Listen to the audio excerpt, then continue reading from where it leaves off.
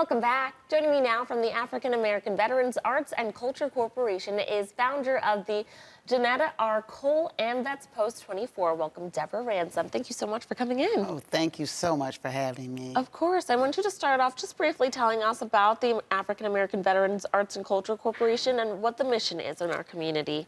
Okay, the African American Veterans Arts and Culture Corporation is the 501c3, and our mission is to just honor our African American veterans. And keep telling their story and keep Oh, yes. Why is it so important for you to recognize historical connection in Buffalo in particular?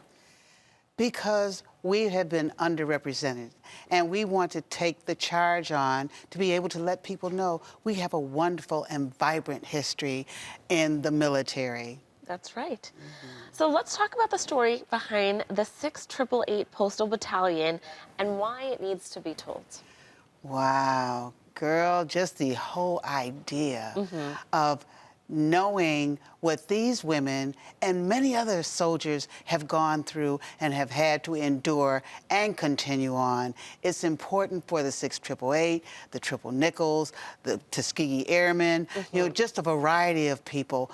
But to be able to have this excitement about Black female veterans and to know them personally, that is truly, truly exciting. So how did you know them?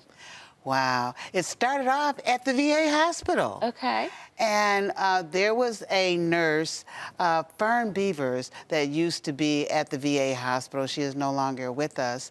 She was the one that helped to have a booklet that did all the female veterans that were able to come and be interviewed.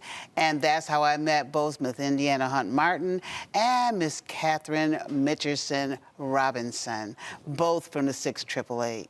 Okay, so tell us about what this means and what their impact was. What it means is the strength, the courage, the, in spite of it all, that they've continued to stand tall.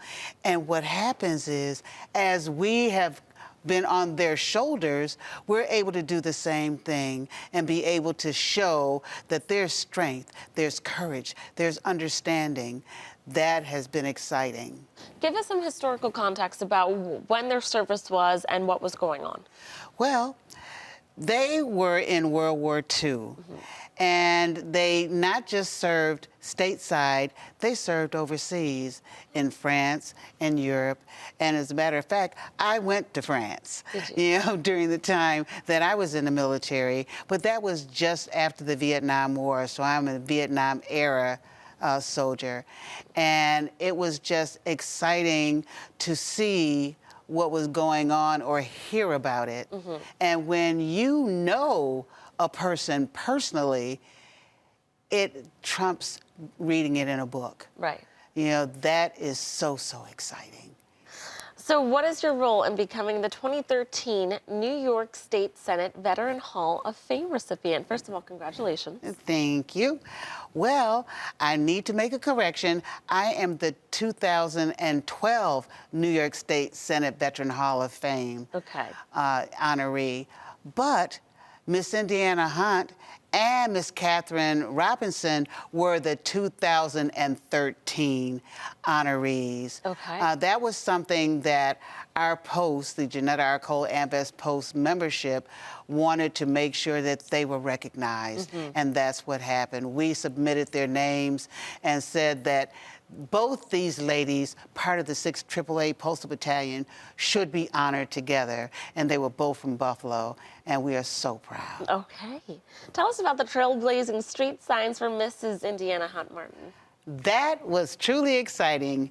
Our post, the Janetta R. Cole AMVETS Post number 24, led the charge with having a trailblazing street sign. And that sign is on Stevens Avenue, which is right across the street from where she lived.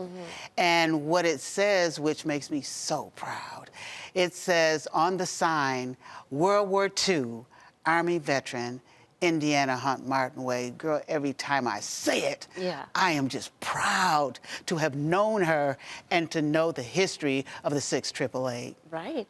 And let's talk about the story behind the plaque for her on display at the Central Park Plaza Post Office. Yes, that's another historic event.